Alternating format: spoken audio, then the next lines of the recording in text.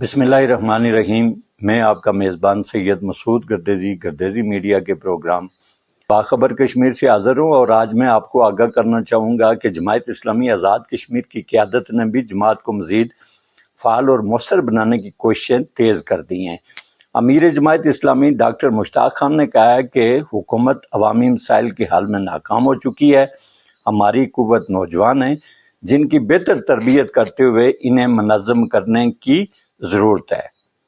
अपने दौराए रावलाकोट के मौका पर गाज़ी मिल्लत प्रेस क्लब के मेंबरान से गुफ्तगू के दौरान उन्होंने कहा कि पब्लिक सर्विस कमीशन का इम्तहान पास करने वालों को तैनात नहीं किया जा सका, बल्दियाती अदारों के नुमाइंदों को बाइख्तियार नहीं बनाया गया, वज़रा की फौज जफर मौज खजाने पर बोझ है।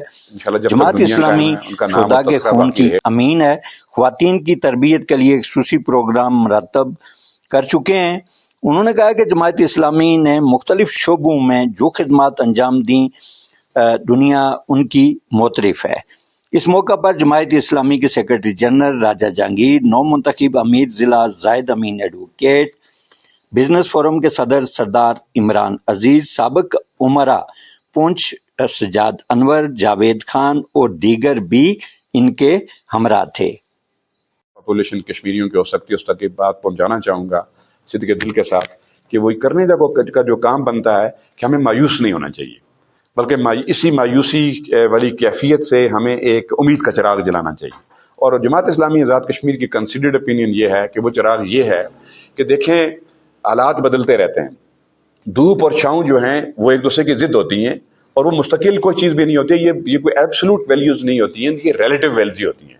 इस तरह कभी आप एडवांस कर रहे होते हैं, कभी आप पीछे आ रहे होते हैं, ये सारी रिलेटिव टर्म्स हैं, ये एब्सोल्यूट नहीं होती हैं जनाब। लेकिन मैं समझता हूँ कि इस मरहले में जो हमारे लिए करने वाला काम बनता है वो ये बनता है कि हमें जनाब इस वक्त पूरी आज़ाद कश्मीर की जो सियासत है, इसको हमें जहाँ दीगर ये काम में लगे रहते हैं, इन्हें हम असल उस काम की तरफ लगाएं जो हमारी ज़िंदगी और मौत वाला मसला है।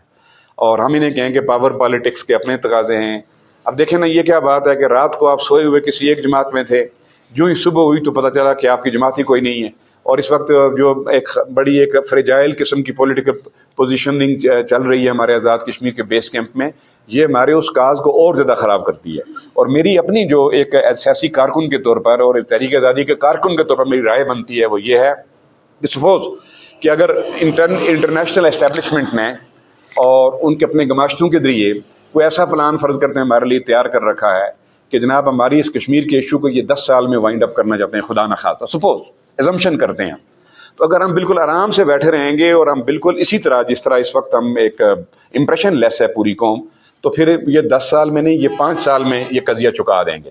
तो ऐसे में ज़रूरत ये बनती है कि हम सारे अपनी सफ़ों में इत्तेहाद पैदा करें, जितनी भी सियासी क़यादत है उसको हम जोड़ें और उसमें हम रियलाइजेशन का पूरी एक वेव चलाएं कि बाबा आपके ज़िम्मे कर्ज़ है उन शोहदा का भी, और आने वाली नस्ल को एक लेगेसी आपने अगर मुंतकिल करनी है तो जहाँ इतना कुछ आपने कमा लिया, देख लिया, बना लिया, तो ज़रूरत है कि आप एक कॉमन पॉइंट एजेंडा जो है, जो कश्मीर का एक मुस्तकबल का रोड मैप आए, इस पर इत्तफाक करें।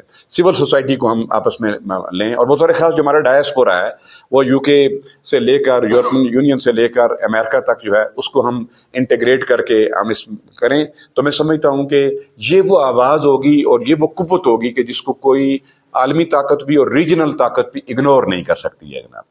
तो वो उन्होंने वो खड़े हो गए, एहतजाजन खड़े हो गए और कहने लगे कि don't show us these pictures now, we are unable to see, our heart is going to sink. तो मुझे उनके एहतजाज की वजह से अपनी वो तस्वीरें रोक देना पड़ी कि हम ये। आज के लिए बस इतना ही। आइंदा एक नई खबर के साथ आपकी खिदमत में फिर हाजिर होऊंगा। तब तक इजाज़त दीजिए। अल्लाह निगहबान।